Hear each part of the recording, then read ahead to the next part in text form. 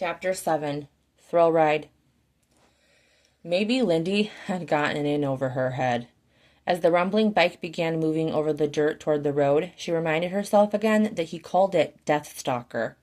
Peggy would likely wring her out to dry if she knew what she was doing. Noah had been kind to her, but she didn't really know him. And there she was, taking this huge risk going to the next town with him. Noah let go of the bars and took her hands, wrapping them tighter around his chest. Lindy couldn't deny her nervousness, but anticipation bordered on the edge of it. The unpredictability of an afternoon that had nothing to do with the diner or catering to anyone but herself. She forgot what that was like and just wanted to steal the moment. Noah hit the gas on the motorcycle and they sped down the road, leaving Amber Falls fading in the horizon. Lindy tried to get used to the idea that she wasn't going to blow off the bike. They were the only ones on the road, and for a while, she didn't know much except her closed eyelids and the feel of his muscles under the thin t-shirt as gusts of air blew over him. Once she opened her eyes, the valley they were in revealed itself. Huge rock formations formed on both sides. The sun was bright, and the sky was a clear robin's egg blue. Lindy had traveled through here before, but never paid attention to the beauty. The Ferris wheel was the first thing she saw as they arrived closer to Gold Peak. Noah pulled his bike to a stop next to a pickup truck near the entrance. He pulled his helmet off. "Did you like it?" At the same time, she pulled her arms away from him. "I did," she answered honestly. "Once I got used to it." Noah dismounted easily, managing again to not hit her with his boot, and she realized she wasn't going to have as easy of a time. Gently, he pulled the helmet off her head and smoothed a curl from her eye. "Still perfect," he said with a smile. Lindy had no mirror, so she had to take his word for it. The next thing she knew, she felt a strong arm wrapping around her back before lifting her up and depositing her on the ground. "You can pull it down." Electric blue eyes were a couple inches from hers, and it took a few breaths to realize that he was talking about her dress. He didn't immediately take his hand away, even while she shimmied to smooth down her dress. Her action was reflexive, but the way he looked at her made her breath catch mid-exhale. Noah was wickedly handsome. His eyes were clear but carried secrets at the same time. But at that moment, he wasn't hiding anything from her. "You never worry about anyone stealing your bike?" she asked after he purchased their tickets.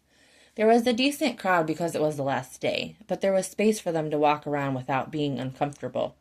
"No." "Why not? It's beautiful and must have been expensive." "I've got security on it." Lindy decided to leave it at that. "Games or food first?" Noah scanned the vendors on either side of them. "Food, baby girl, you should know that by now." "Why do you keep calling me that?" "Baby girl?" He raised a brow, and she wished his didn't. "You need a nickname, and you already rejected Desert Rose." "Desert Rose was supposed to be my nickname?" "Yeah, but you shot it like a sick dog. I liked it anyway." Lindy started laughing, and Noah took her hand as they walked around. "I don't know if we should get on any of the rides." Lindy shook her head in warning. "I heard they half put them together. We could be having a good time 1 minute in, then about pops off. Next thing to know, we're tossed 50 feet in the air in a teacup." "That sounds fucked up." Lindy could only shrug. Then it was Noah's turn to laugh. After they had a quick snack of fried chicken and french fries, they wandered around a bit watching people lose their money at the rigged games. "Hey, Cherry Girl, you want to dunk me?" Lindy turned to her left to see the taunt coming from a clown in a blue and white striped suit. His yellow shoes grazed the air as he swung them back and forth. "Bet you can't." Lindy knew what the guy was up to, but his nasally voice annoyed the shit out of her anyway. Noah stared at her. She rolled her eyes. "He's a clown." "And dry as fuck." His hands caressed the inside of hers. "I bet you could take him down." 3 balls. Noah bought her 3 chances to drop Bozo. "Should have bought 6, Metallica," he spat. "She's gonna miss each one." "We're getting scammed." Lindy squeezed the ball in her hand. The clown laughed hard at his own joke, causing a few people to stop in the roaming crowd. The first ball missed, right under the red button. "Not too late, Slash. Get her some more balls." Noah wound his jaw. "Just concentrate, baby girl. Come on." The second hit was worse. The clown howled with laughter. "What the hell is it with you Nevada folks?" He squeezed his nose, making it honk. Let the man try it, honey. It's not square in the middle. Lindy threw the ball with everything she had. The buzzer hit, and the clown's thick brows almost jumped off his face as he collapsed in the water. Lindy screamed, throwing her hands up. At least 10 people around them started clapping. Noah smirked beside her, and she grabbed him into a hug before she could think. I knew you had him, he said next to her ear. When Lindy spotted a green scorpion on a sign above a shooting game, she immediately said, This one's yours. He glanced over at her. The sun was setting and the wind was picking up, catching in her hair.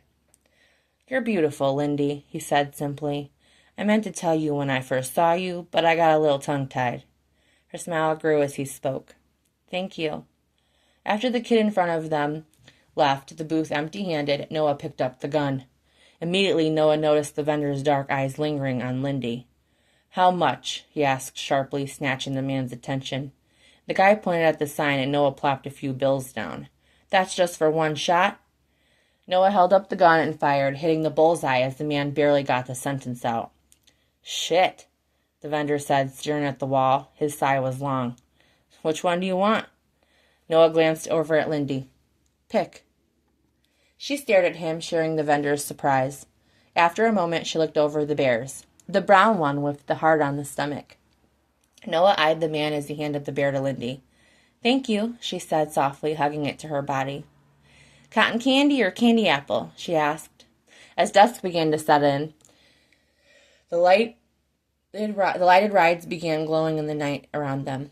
Candy apple, and we have to do one ride, Lindy. Noah, her voice carried that warning again. He smiled, thinking of the other ways she was going to say his name. One ride, Lindy, we have to. He bought 2 candy apples from the vendor. I don't make the rules. You don't make the... She cut herself off as he handed her the stick. I've never had one of these before. Can you just bite it, or do you have to lick it? Surprise me, he said.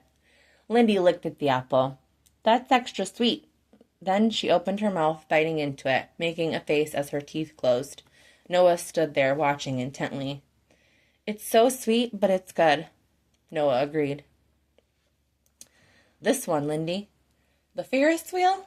He had to pull on her arm a bit to move her toward the line. Noah, I don't really like heights. And I'm sure you didn't like the motorcycles either, but you rode on one today and you enjoyed it. You also dunked a bastard clown with an MLB throw. Face one more fear for the day, He took her hand again. You don't have to be scared. Just stay close to me. The ride worker closed the gate on them, leaving them on a small bench. Once it started to move, Lindy lurched, crowding him. Was this the plan? Get me scared so I have to stay close to you? Kinda, Noah admitted. But if anything happens, at least it's not a teacup. She smacked his chest and made him laugh harder. The higher up they went, the more the horizon expanded. I can't believe you talked me into this, she said, burying her face against his chest. His arm wrapped around her shoulders, hugging her to him. You'll be okay, I promise. They sat in silence for a while as the wheel slowly turned. Where does your cross-country trip end? He wasn't expecting that question. I don't know. All at once he was reminded why he was in Amber Falls. Then he felt like shit about what he was hiding from her. His brows crunched low over the bridge of his nose as he wondered if he was fucking up their night. Lindy, I need to tell you something about me. She didn't move. Okay. I'm in an MC. It would probably be good to clarify. A motorcycle club. Isn't that a gang? She questioned. No, it's not a gang. It was strange as hell trying to explain this to someone. It made him realize how little he interacted with people that weren't members. Technically, I'm in a club, but I'm a nomad. What does that mean? It means I don't belong to a particular chapter, a certain city, so I travel a lot. That sounds kind of lonely. Noah didn't respond. Lindy sat up, but when she tried to look at him, the horizon caught her attention. Wow, you can see cities from up here. Noah was only looking at her. Yeah. A few minutes went by before she spoke again.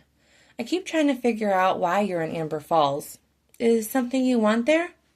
He continued to stare at her. Yes. She turned to him.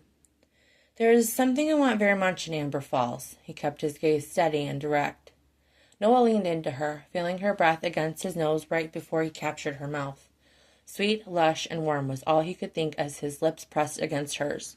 Their teeth clashed softly, and he wanted to taste her tongue, but sucked on her lips in the meantime, holding up her chin with his finger.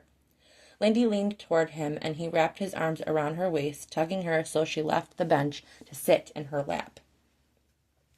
To sit in his lap. Noah, she breathed against his mouth. His lower lip grazed her chin as he tried to answer and not break the kiss. Whatever she was going to say was lost, and she leaned into him. This time she opened her mouth, and Noah was more than ready for her tongue. Lindy pressed forward against him. Once she felt something metal in his mouth, a tiny ball. Her tongue ran over. She felt her back stiffen. A tongue ring? Noah's hand was on her exposed thigh, holding it in a firm grip. His other hand held the back of her neck. He was in a motorcycle gang. She might have been a small-town girl, but she understood that. It made sense. A nomad? His tongue swirled in her mouth, and it might as well have been on every part of her body that way it reacted.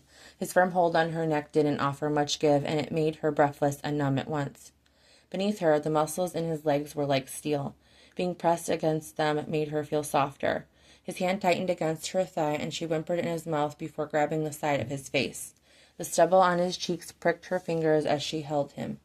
The feeling of his strong jaw moving under her hand while his lips slipped over and between hers filled her with a heated excitement that squeezed her thighs together. She wanted him, and she needed his touch. It was reckless and likely to bite her on the ass later, but high above everyone in Nevada, on this last day of the carnival, she made out with him on a Ferris wheel, oblivious to everyone else on the ride.